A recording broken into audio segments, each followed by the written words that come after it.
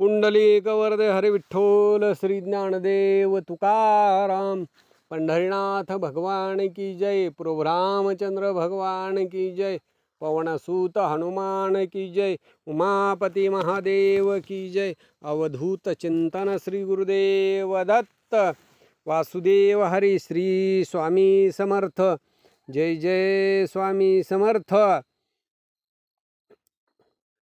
ज्यांची अगम्य अपार अशी लीला आहे ते योगीराज दत्तात्रेय सर्वेश्वर अक्कलकोटमध्ये एके समयी सहजपणानं देशमुखांच्या वाड्यामध्ये स्थित होते। जवळ अनेक सेवेकरी होते। दिवसाचा 3रा प्रहर होता आणि मग मोगलाईतला एक वृद्ध एक सय्यद मुसलमान तिथं आला। सुंदराबाई शिवबाई स्वामींच्या जवळ त्यावेळेला होत्या। बाबा सबनीससह बाबा यादव आणि मी ब्रह्मनिष्ठ वामन बुवा कीर्तनार्थ विना वाजवीत होतो।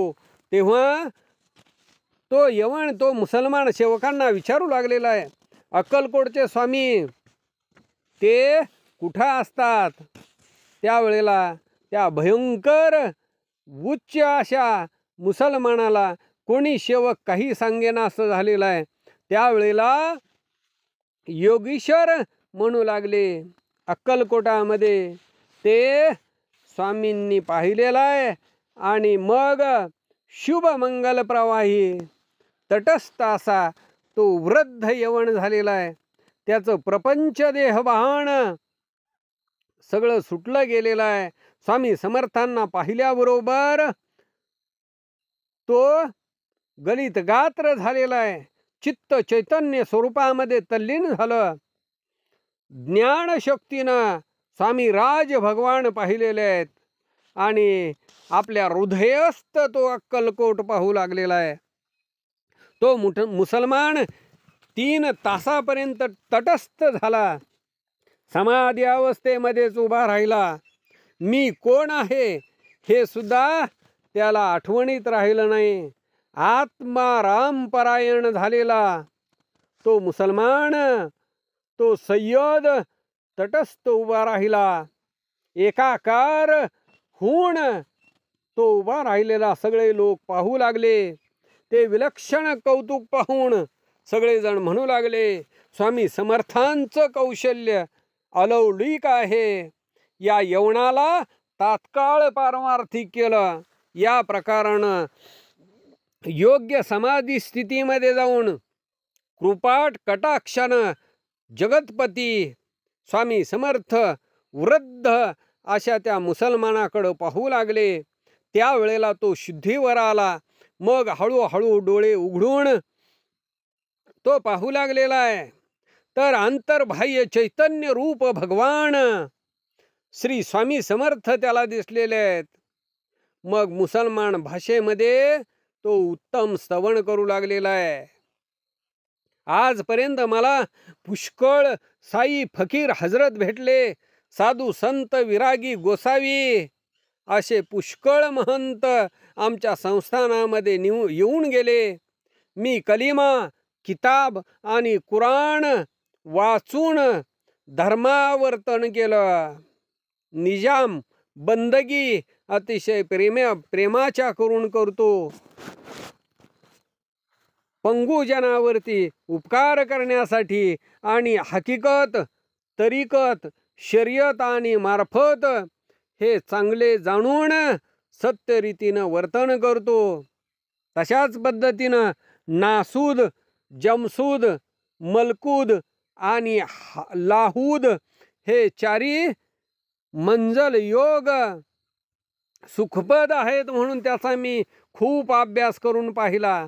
आमच्या धर्मगुरूच्या मार्गानं जडी बुटी जंगल सगळं जाणलं गेलं, परंतु मंगल आत्मा जगमंगल कधीही पाहायला मिळालं नाही।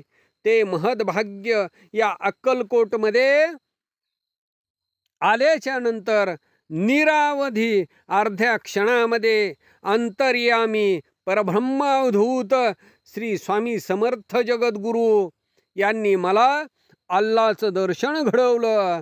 गरीब नवाज परवरदिगार साहेब दिल के अंदर, आप ही खुद इलाही परमेश्वर आहात। अल्लाह लाइल्ला मोहम्मद रसूलुल्लाह, ओही अल्लाह खुदा इलाही। स्वामी महाराज आप ही पूर्ण है, दिल के अंदर दर्शन हुआ है ओही, बाहर ही स्वामी राज बैठे है। अक्कल से खुदा पहचानना, पलक में दरिया माफ दर्शन हुआ। गुरु महेर की लहर से मैंने जाना, सच्चा साहेब स्वामी समर्थ आप में देख लिया। सब जन्म का सार्थक हुआ, मैं स्वामी महाराज का बंदा हुआ। चाहे सो हुकुम करो जी गुरुदेवा, सर्वांतर्यामी स्वामी राजा, असं स्वानुभवासहित बोलून आणलेले सर्व पदार्थ स्वामी समर्थांच्या समोर अर्पण केले। स्वामी लीला अमृत पानानं कृतार्थ होऊन तो आनंदानं वाहवा करू लागला। मग दुसरे दिवशी स्वामी समर्थांच्या आज्ञेनुसार महाभक्त तो वृद्ध मुसलमान जमादार हैदराबादकडे गेला आणि लोकांना स्वामी समर्थांचे वृत्त सांगू लागला। इथं वर्ण जाती पाती त्या सर्वांना अधिकार आहे इत्यादिकांचं महत्त्व ते सांगण्याची गरज नाही। इथं फक्त एक शुद्ध भाव भक्तीनं परमेश्वर भेटावा असं वाटावं, शुद्ध भाव असावा, मग स्वामी समर्थ प्रसन्न होतात। ते तात्काळ आपल्यासारखं करतात। त्यावेळेला ते जाती वर्ण कुळ अधिकार पाहत नाहीत, सर्व काळ भक्तांच्या वरती जनांच्या वरती कृपा करतात। अशी अपार लीला स्वामी समर्थांची आहे। स्वस्ति श्री गुरुलीलामृत श्रुती स्मृती पुराणार्थ मथित ब्रह्मनिष्ठ वामन विरचित सप्तविंशतितमोऽध्याय गूढः इति श्री गुरुलीलामृते गुरुशिष्य संवादे सप्तविंशतितमोऽध्याय समाप्त। श्री गुरुदेव दत्त। श्री स्वामी समर्थ।